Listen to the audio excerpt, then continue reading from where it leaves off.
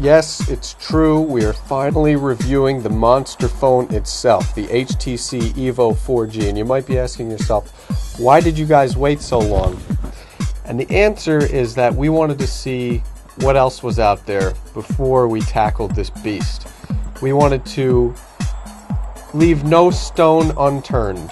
The Motorola Droid X, the Motorola Droid 2, the iPhone 4, all of the Samsung Galaxy S phones. And what did we find? The HTC EVO 4G is still the king of the castle. We also wanted to wait for this nice OtterBox commuter case. You've all heard about the EVO 4G's 4.3-inch WVGA screen. It's Android 2.2 browsing and navigation. It's 720p HD video with HDMI output. 1.3 megapixel camera for video chat with Fring and Quick, and it's 8 megapixel primary camera on the back. So without any further ado, let's dive into the design. The HTC EVO 4G is a large phone, but it's not as gawky as the Motorola Droid X because it features rounded edges that fit in your pocket nicely, while the Motorola Droid X feels like an awkward brick in your pocket. The HTC EVO 4G does have a cheap plastic back, and when you open it, you're exposed to a sexy scarlet red interior, though the battery obscures the micro SD card slot.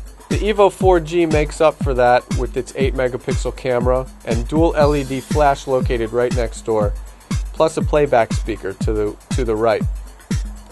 The phone also has a kickstand, so you can kick it out, set it down, and watch videos all day long until the batteries run out.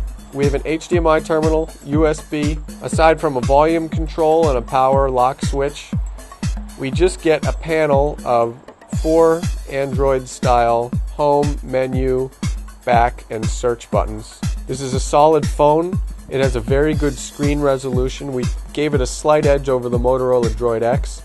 Though it's hard to beat that iPhone Retina display, the EVO 4G's display is very impressive. Structurally, this is a solid phone, and it's even more solid with an OtterBox on it.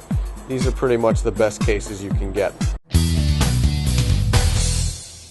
This phone has a 1 GHz Snapdragon processor with 512 megabytes of RAM, and it runs Android 2.2 with HTC Sense. So not only do we love Sense for its intuitive and sleek, quick operation, but it has Android 2.2, which boosts speed even more. It lets us watch videos in internet browsers. It has an updated photo gallery, better exchange support, so the EVO 4G plus Android 2.2 is excellent.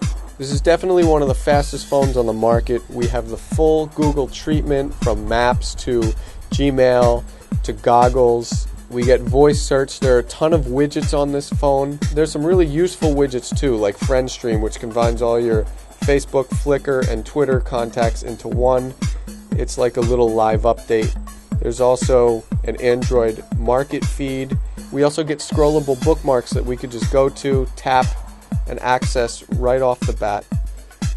And one really cool thing about this phone is the fact that you can be talking to somebody and you can scroll through all of their information, recent posts. There's built-in Wi-Fi. The micro SD card holds up to 32 gigabytes for all this content. There's a digital compass, G-sensor, proximity sensor, light sensor, and GPS. And it wouldn't be a Sprint phone if it didn't have a NASCAR application, so we could keep tabs on Danica Patrick. As long as you're not in a very noisy area, voice quality on the EVO is excellent. But it only has one microphone, so that's no noise canceling. So that means sometimes it picks wind noise up, sometimes it picks traffic or construction up. As far as battery life, this phone will last the whole day. And that was with taking pictures, videos, browsing the internet, and playing games. It performs fairly well, however, you'll have to charge it every night, like most smartphones.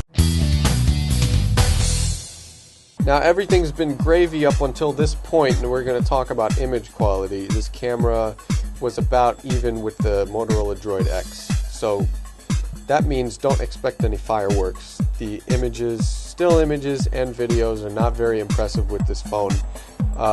It does offer the dual LED flash, which is used as a video light in video mode. It has a great amount of digital filters.